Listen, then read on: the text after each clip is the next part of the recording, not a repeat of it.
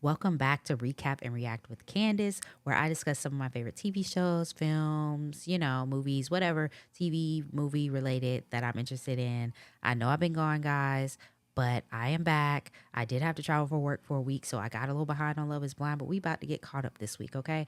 So today, what we'll be talking about is Love is Blind, season 7, episodes 7 through 9, okay? So now that we're getting kind of away from Mexico, I want to do these future episodes different. We're just gonna kind of go couple by couple instead of like going in chronological order.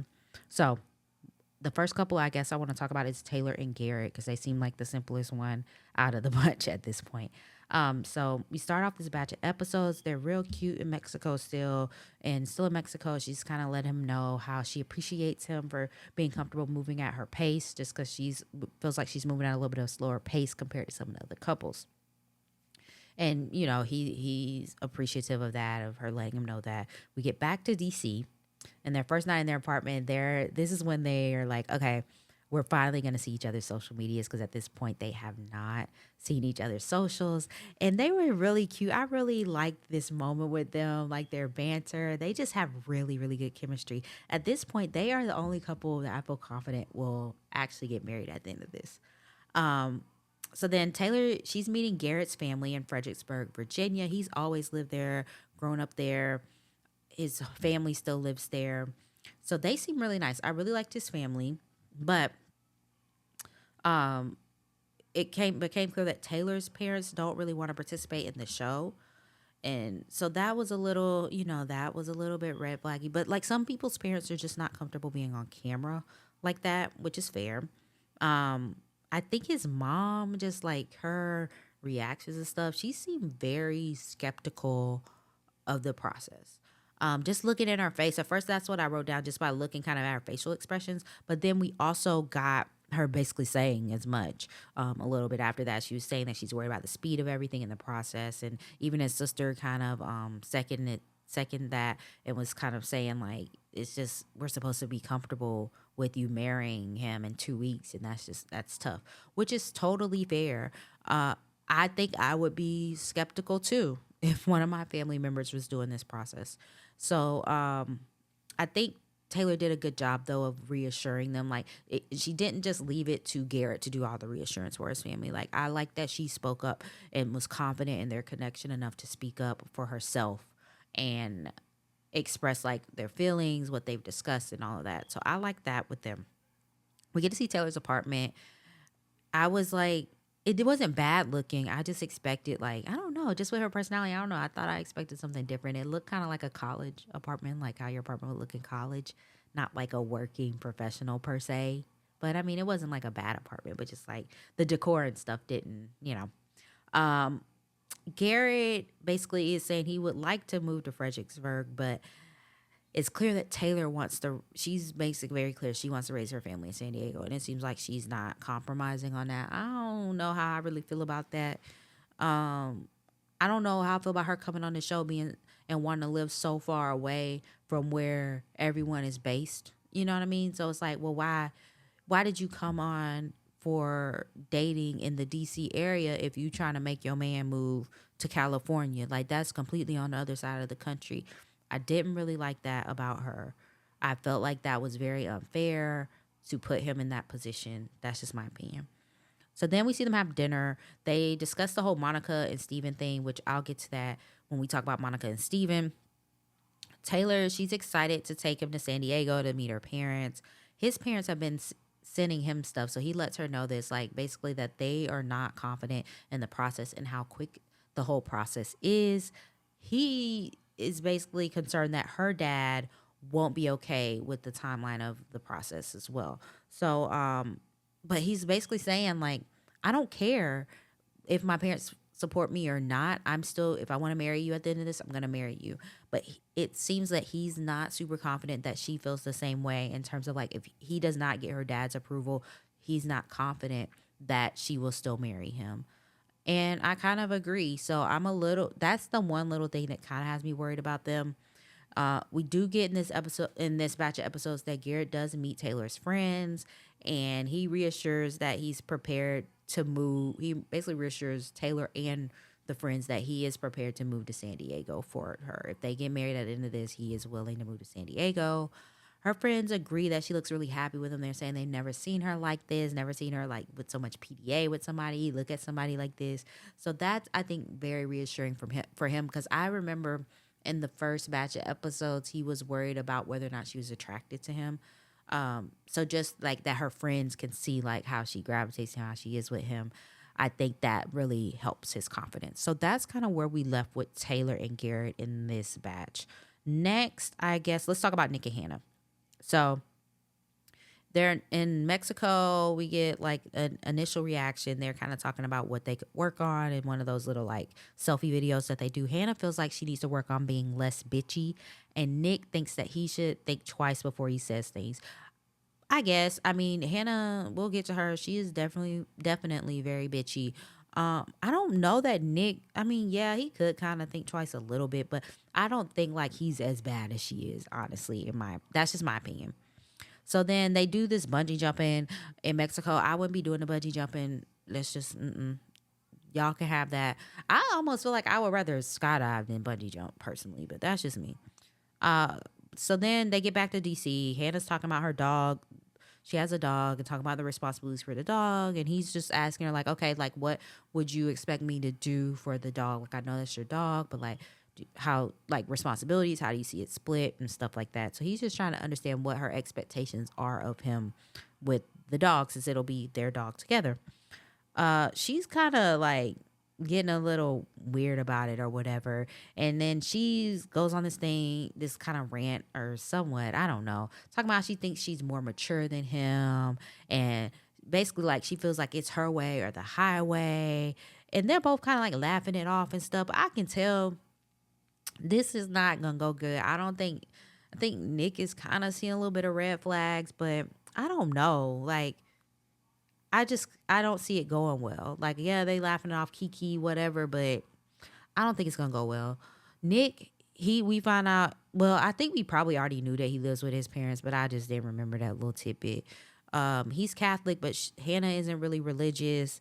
We see that he actually lives in the basement in his parents' house. They discuss basically, okay, if we get married, what we gonna do? She like, oh, well, I ain't living in the basement, so I guess you'll move into my apartment. And he's like, okay, I'm cool with that or whatever. So then we see Hannah at the little like apartment that the show puts them in, and she's cleaning up the apartment, but she keeps like saying little stuff, like little comments, like she trying to make it clear, like, oh, he's so nasty, basically, talking about someone, oh, it's gross in here, whatever. So Nick returns from work, and she's complaining about how gross the apartment is. She asks him to take out the trash, like, as she's cleaning. She's like, oh, can you take this trash out? He's like, oh, okay, cool. He does it immediately. As soon as she asks him to do it, he does it. He takes the trash out right then in that second. But she still finds a way to complain, and she's like complaining that he doesn't do it without her asking him to do it. It's like the man just walked in the damn door. Like, how was he supposed to know the trash was full? He literally just got there and changed his clothes. Like, what do you expect from him? So then she's grilling him about like bills and different stuff, because I guess his parents still pay for like a lot of his bills, like his car insurance and his cell phone and stuff. And he's like, well, as long as they're willing to pay for it, I'm gonna let them pay for it. And I kind of feel him on that, even though I'm kind of like Hannah. Like, once I got my first like real job, I did, even though my parents would still let me like be on their plan and stuff, and I just pay like a lesser fee. I did go ahead and like get my own like cell phone and different stuff, but that's different people, different strokes for different folks. But, it seems like she wants him to like not utilize any help from his parents. But with him, it's like he just started like in the workforce because he was still trying to make the like football thing work. So it's like, I think he's just still finding his footing of like actually being like fully on his own, even though he still is with his parents. So I kind of understand both sides on that one. So then Hannah is cooking dinner. Her brother's coming over to meet with them. So Nick, Lord, she trying to get Nick to help. Poor Nick, he don't even know how to boil water for the pasta.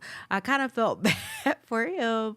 I thought it was funny, but then she started like really being mean to him. So I was just like, I didn't like it. Like I felt like he was really trying. He was just trying to help, and you could tell just on his face, he looked very defeated. Like just the, and not even always what you say, is how you say it, and just the way that she talks to him. Sometimes I don't know. So then her brother gets there, and she gets upset because she keep clowning on Nick. So then when he make a joke of like, because she said something about, I forgot what she said. Maybe it was something about doing folding the laundry or something like it. Oh, I woke up and there was laundry on the bed for me to fold. And he was like, yeah, that's what you have to do when you're unemployed or whatever. And so she got mad about that unemployment joke. But it's like, girl, you've been clowning on this man, making like little jabs at him. And then the minute he like make a little joke back, now it's a problem. So then when she does go, I think she went to the restroom or something. Nick and her brother are kind of talking, and the brother is basically saying the same thing. Nick, like that she can make little like jabs and like mean jokes and stuff, and that's kind of an issue that they have too. So I'm just like, see, like it's you, Hannah, you the problem.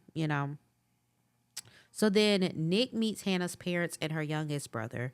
I loved her parents. Her parents were so cool, and I felt like they held her accountable. Like they wasn't with the BS that Hannah was trying to like put out there. They like, girl, you being too hard on this man. You know what I mean? Don't be nitpicking.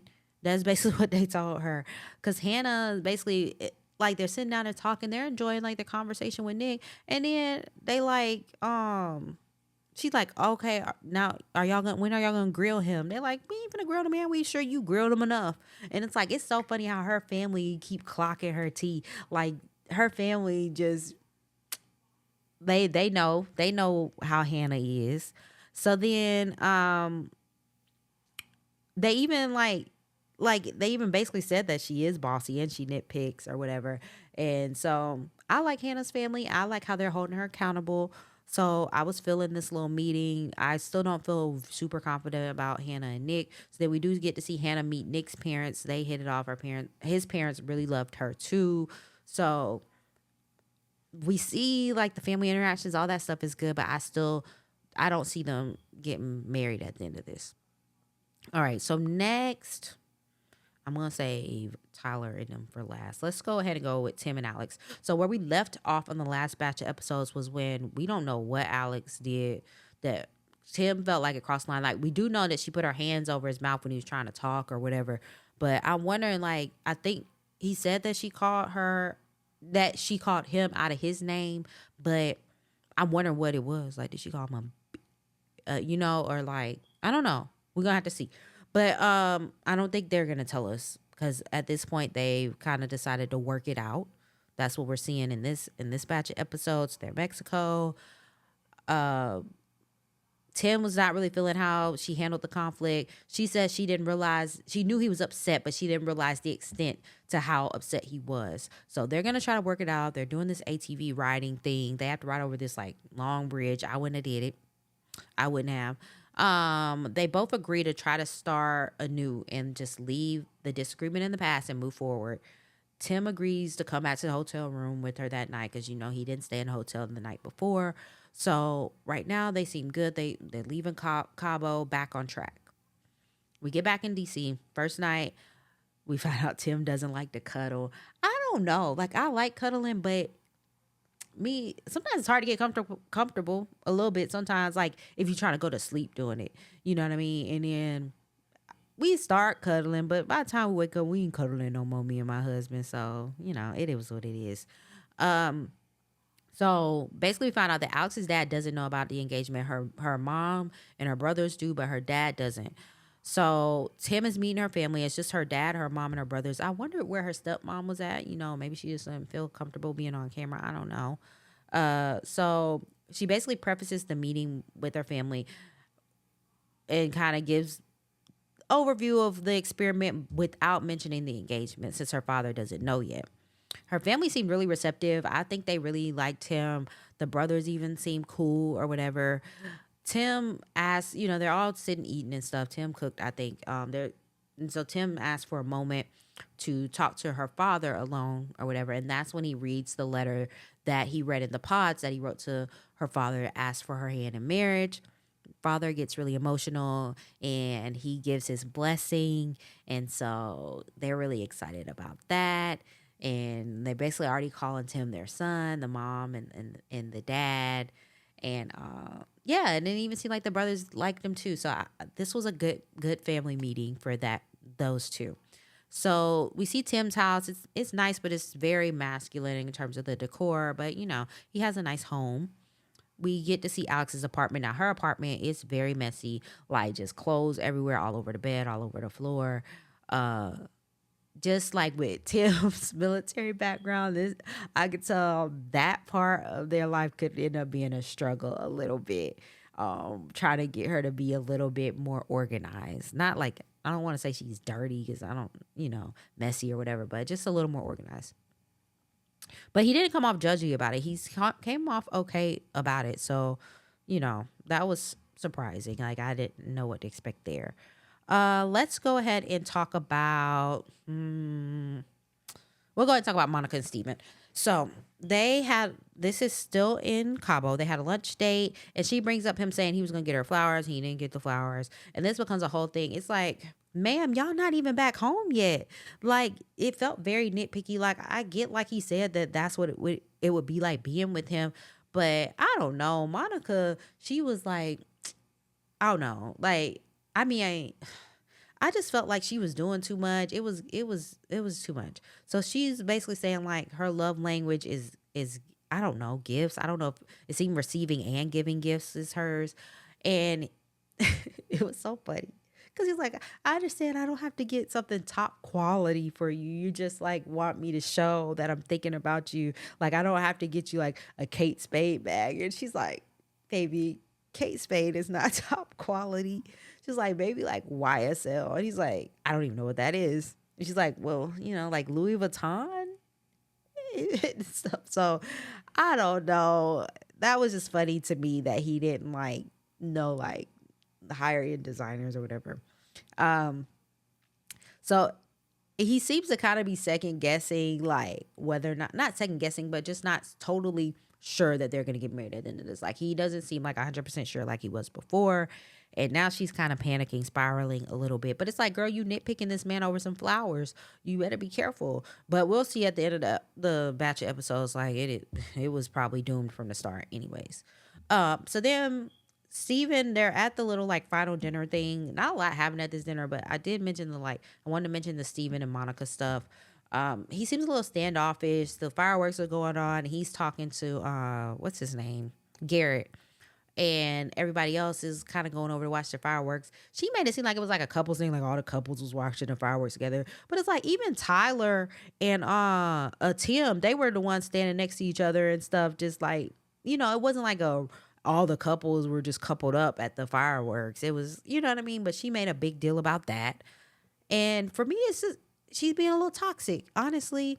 And so I don't really blame the man for second guessing a little bit. Like I really don't. Um, then he comes over and he's like apologizing because he can tell her mood shifted. He's like, I'm sorry, I was talking to Steve. I'm not Steven, but I was talking to Garrett, because it's Monica and Taylor, who's Garrett's fiance, sitting there. And then somehow he gets on the subject of I guess the notoriety from being on the show and women sliding in their DMs and wanting to suck their what and stuff. And I'm just like, all right now, Steven, like I was kind of on your side a little bit, but you losing me here. It was just really weird. So and then he starts talking about like temptation, being, we're gonna be tempted in a way we never been tempted and all this stuff. And so Monica just gets up and excuses herself from the conversation. And I don't really blame her because this was a little too much. So I don't know. And then we get the little scene, like then after the little party, they're like kind of at their room or whatever, and he's trying to pack, and she was even nitpicking about the man packing. So then I'm like, all right, Monica, like you gotta like calm down a little bit, right? But then get back in DC. They're in the apartment. He keeps saying how nice it is, and she just doesn't seem super impressed. So I'm like, okay, like there's a difference in how much money they make or like just what they're used to in their lifestyle. she keeps bringing up the flowers again. And I'm just like, girl, tone it down. Like, let the flowers thing go a little bit. Like, give the man a chance. Like, at this point. Now, obviously, by the end of this batch of episodes, like, I feel differently about him. But at this point, like, that's how I feel about the flowers. So then we see Steven. He takes Monica to this pressed flower workshop. He like, all right, I can't just get her flowers at this point because she been hounding me about these flowers. I'm going to take her and try to do one up the flowers. They do the little pressed flowers, so it's like they last forever. They do the little like design, they can design their own little pressed flower thing. So they do that. They get to talking about family, and basically Monica's dad doesn't want to film and be on camera, but he said he is willing to walk her down the aisle. Her dad is kind of like making sure, like, how do we know he's not like your other boyfriends? How do we know he's not a liar or whatever, like your exes were? And Steven's like, I want to show him that I'm genuine and you thinking he real, but we gonna get to that by the end of the episode. Of the batch episodes. So then Steven, we find out he doesn't have a job right now, but it's not that he doesn't have a job. I guess he gets like assigned to jobs because he's an electrician. So, right, the job that he would have been working on, he's not working on, but he does tell her like he's never gone like more than a week and a half without having like a job assigned. So that's, that's good. So it's not like he's like unemployed per se. Monica, she basically comes off like she basically stopped having sex with him once she realized he was like not 100% sure that they would get married, which is like, that's a little manipulative, girl. Like if y'all was effing in Cabo and then once you realize like he's not like 100% like, yes, we're going to get married at the end of this. And then you start withholding sex. I mean, if that's what you want to do, that's what you want to do. But it's like, it does come off manipulative because it's like you already gave it up. So then they start talking about sex a lot and like kinks and different stuff. And I was like, all right, now it's getting a little weird, Steven. Like every time I be like, I'm trying to get on Steven's side a little bit, he lose me. Right. So then towards the end of this batch of episodes, we see Monica meets with Taylor. Taylor's in her apartment and they're talking like something went down with Steven. We don't know what went down at this point, but something went down. We see Monica and Taylor talking and we kind of see Steven go in the background trying to get like something to drink out the fridge or something. We don't know what happened. So then Taylor's kind of like, okay, I'm gonna, I'll be back. I'm gonna let you, talk and just let me know if you need me. So then we find out that Steven apparently sent some text messages to some girl with like some fetishes and like sexual stuff he want to do to the girl or something. And he's saying like, oh, because he was supposed to be at like a sleep, what was it called? A sleep test the day before. And then so Monica's like, were you even really at the sleep test? And he's like, yeah, I just sent that at the sleep test. I shouldn't have did it. She's like, but you were sending her stuff this morning too. I saw the messages. And he was like, no, that was only yesterday. She was like, well, show me the messages. He's like, well, I deleted the messages. It's like, what you deleting it for then, sir? Like if you wasn't guilty, like, well, I guess he wasn't acting like he wasn't guilty, but like, I don't know, like why you delete messages, mister? So then we find out through that Monica's been paying the bills. So she basically like, go ahead and Venmo me that money that you owe me since I've been, covering expenses sent for you or whatever. And so we see him go ahead and send her some money. He was texting somebody about some kinks, like I said. What else I have in my notes? Anyways, this is just a whole mess. I already wasn't like super feeling Steven anyway with the voting for Trump and stuff with Monica, but I was trying to like, but I don't know. So Steven ends up leaving. Garrett and Taylor, they're there to support Monica. They're there for her or whatever. I'm just like, that's just a whole mess. All of these remaining couples are kind of a mess, honestly. So that's where we left off with Monica and Steven. I wonder if we're gonna get any like little catch up with Monica or something to figure out like what's going on there a little bit. So then let's see the next one. I already talked about Nick and Hannah, so all we have left. Okay, let's go ahead and talk about Marissa and Ramses. So they had a little yacht date in Mexico, real cute. Marissa was in the Navy, so she loves boats.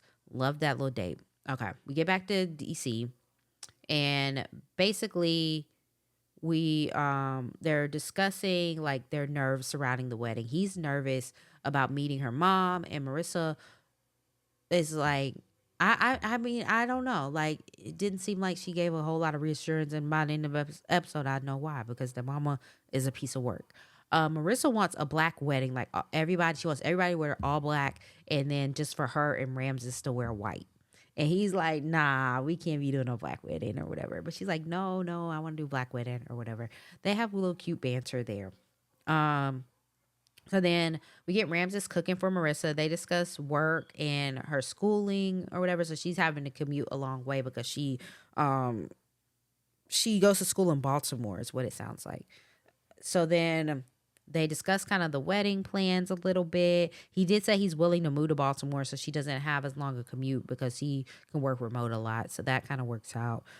They both back to the wedding plans. They both seem more spiritual versus religious. So I don't think they either of them really want like um religion to be a big part of their ceremony. She makes it clear she wants a woman officiant. She talks about how being in the military affected her and stuff, and then we get into this military talk. So basically, like she's saying that she supports the troops, basically. But Ramses, he's really struggling because he doesn't agree with anything the military does. He's originally from Venezuela, and he sees what the US military does and like how they treat like smaller countries, and he does not agree with the military at all. Like it's a moral thing for him. But he comes off, in my opinion, very condescending in the conversation, and it really, you can tell it's really starting to affect her. And so then she finally speaks up and says she's starting to feel kind of judged for like her service when she's proud of serving her country or whatever. So she grew up. We found out which we may have already knew. I don't know, but she grew up on military bases. Like her family, was in the military. So I think she said since she was like 2, she was on a military base or whatever. So it's been a part of her life, her whole life, pretty much. And so she feels strongly on her side, but then he also feels very strongly about like not supporting the military. So then we get Ramses meeting Marissa's friends. I could tell that she knows there's red flags. I could tell because when she was talking to her friends about this man, she was not making eye contact to her friends. She was constantly just looking down like this and like saying what she had to say, but she was not looking up at her friends and making eye contact. And so I know that she sees some red flags for sure. They discussed the whole military service issue. One of her friends actually served in the military as well. And so she obviously feels away. They're going back and forth. He feels like it's a morality thing for him. I could tell her friends seem uneasy. There was the one friend, the one all the way on the left, that tried to kind of be semi supportive, but I could tell that they were uneasy about him and kind of like his strong opinion on that because the military is such a big part of her. That's something that she did for years. Like she served her country. And so it's like he's trying to make her feel ashamed about it. You know what I mean? So then we get Ramses finally meeting her mom and her siblings. Her mom is just a bitch, honestly. At least to him, she was. She's talking about his fashion, and uh we find out that her family, kind of struggled growing up, so they know struggle, and Ramses doesn't have a degree, and her mom was basically being kind of really mean about that. Like he started college and then I guess dropped out or whatever. And so her mom is basically Marissa goes to the bathroom and she basically is telling Ramses like you have to get a prenup because you're not going to take my daughter money. And it's like, whoa, woman, like you are clearly overstepping your boundaries, and you can tell that the mom is a bully because none of the siblings spoke up. It's like nobody, at least in this moment, nobody spoke up and let her know she's overstepping. So then Marissa comes back to the table, and Marissa does speak up. So I guess she's the one that will speak up, you know what I mean? Because she did say, well, I didn't ask you for that opinion or whatever. And so they're trying to see if the mom give the blessing. She's like, well, are you going to get the prenup? Keep going on and on about it. Now, we do get the sister. She kind of speaks up a little bit. And she's kind of like, well, I like you more than any of the other boyfriends that she's brought around or whatever and stuff. And the mom was like, well, we just met him this first time. She's like, well, I know that I like him better than the others or whatever. So I did appreciate the sister trying to speak up a little bit. But yeah, I was like, this mama is tripping. So then we get them back at home. They're discussing the mom and the prenup convo. He's like, I'm fine with prenup. I ain't really worried about that. At this point, neither of them really have a whole lot of money. You know what I mean? I guess the mom just trying to protect Marissa if she starts making more money or whatever.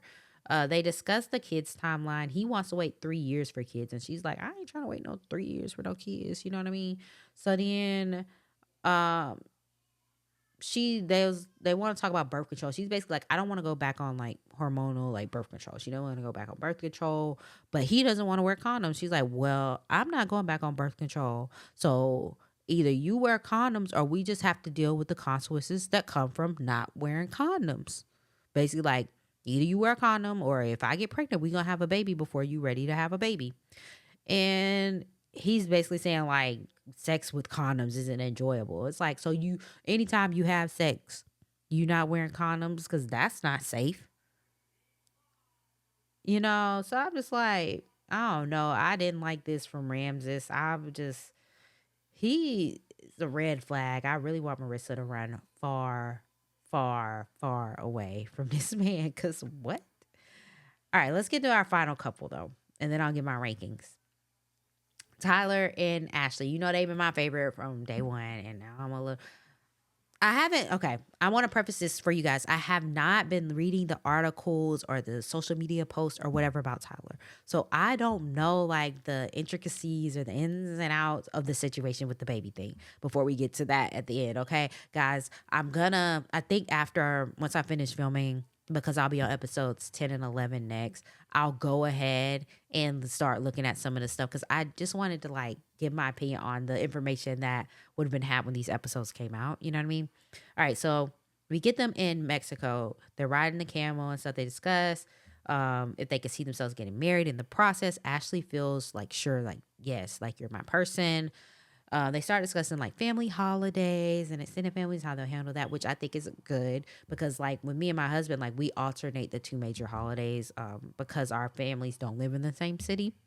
They're not like super far from each other, but they don't live in the same city. So like we'll do Thanksgiving with his family one year and Christmas with my family, and then the next year we'll alternate and do like Thanksgiving with my family and Christmas with his family.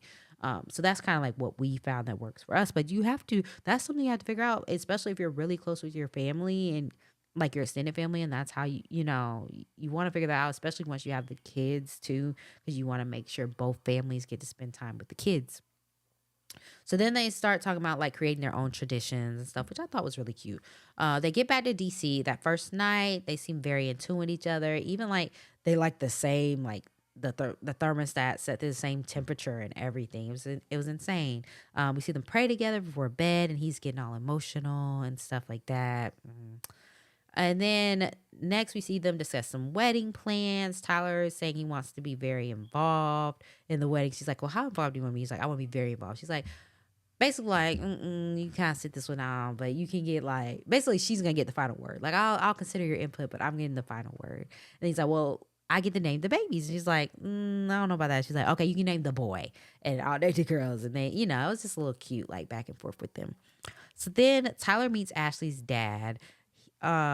He tells the dad is kind of asking like, what was it about Ashley? And he's telling him that Ashley made him feel safe and protected to be vulnerable again. I don't know if I like these answers where it's like the answer is like not a something about her. It's like something about her that's still about him, if that makes sense. It's not like she's smart and she made me think about things in a different way or something. It's like, you know what I mean? It just has to do, it just goes back to him. I don't know. I don't like those type of answers. You know what I mean? It's like I like her because she loves me. It's like, but do you love her? You know what I mean? Like that type of thing. Um, so then the dad is asking how Tyler plans to protect her because, like, like now this will be me handing her off to you. And, he mentions in this whole spiel about protecting her, he mentions not being a liar. that lasted very long. So then the dad wants to know about how he feels about like family and kids and stuff. So he gives his answer on that. Dad seems satisfied. And then dad's like, I don't want to, seem one sided. So I'm going to ask you a similar question, Ashley. What was it about Tyler? And she kind of gives her answer. And basically, she was like, he kind of made me feel comfortable being soft, being, again, similar, being more vulnerable with each other. Tyler and the dad, they talk separately. And that's when Tyler goes ahead and asks the dad for Ashley's hand in marriage. The dad says yes. Dad gets emotional, and but he, he starts crying and stuff. But he warns Tyler. He's like, "This is my only daughter. Don't play with me," basically. So then we get them talking about kids. Um, so I forget why they were talking about kids. It was something with the dog or something, and they agree. They eventually agree like they both want two kids. And then she starts calling the dog a stepchild. And I'm like, but little do you know, Ashley, little do you know. So then they start talking about baby names and stuff or whatever. So then we get like, I can't remember if this was the end of I think this was the end of this batch of episodes. Ashley's upset. They're having a tough conversation. She's basically like, I had to ruin myself. It seems like maybe she didn't spend the night there the night before.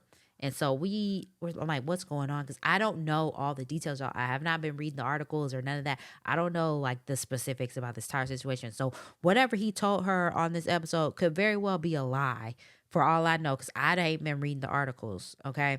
But basically we found out Tyler got 3 kids apparently. But then it's really weird because it's like she's saying like you ain't showing me the papers that say you're uninvolved. So I'm like, wait, what? Like, why would you want a man that signed his rights away to his kids? You know what I mean, or whatever. But then it's like, then it comes out like, oh, apparently he's a sperm donor to these kids or something.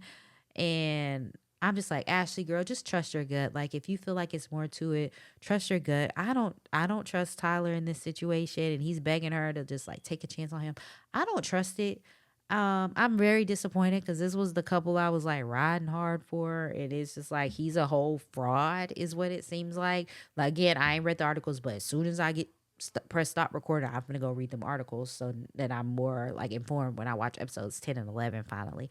But I'm just like, girl, trust your gut. Don't trust this man. Like, mm-mm. So we're gonna see in 10 and 11 what happens there. So let me get my rankings. I don't even know how to rank these couples now. I'm gonna go, one is obviously Garrett and Taylor because they seem to be on the same page. My two, mm,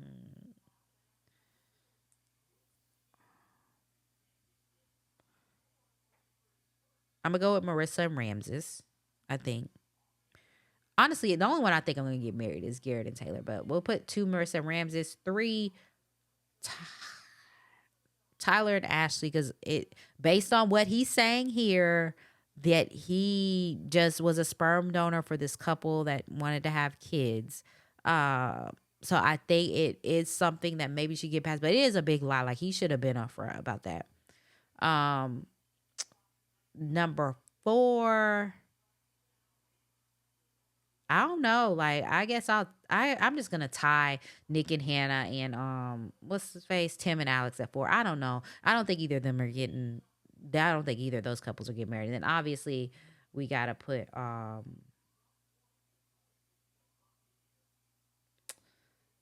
Monica and Steven at 6 because they are already broken up.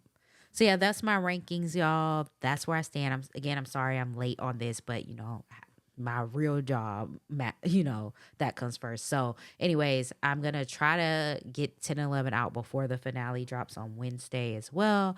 And I'm also reviewing Survivor season 47 right now. So if you guys are interested in checking out those videos, check those out. And then I also have a podcast with my sister. It's called I Beg to Differ podcast. Again, we're behind on that too because of work, but we have been reviewing Selling Sunset on that. And then we're also going to be reviewing Real Housewives of Potomac.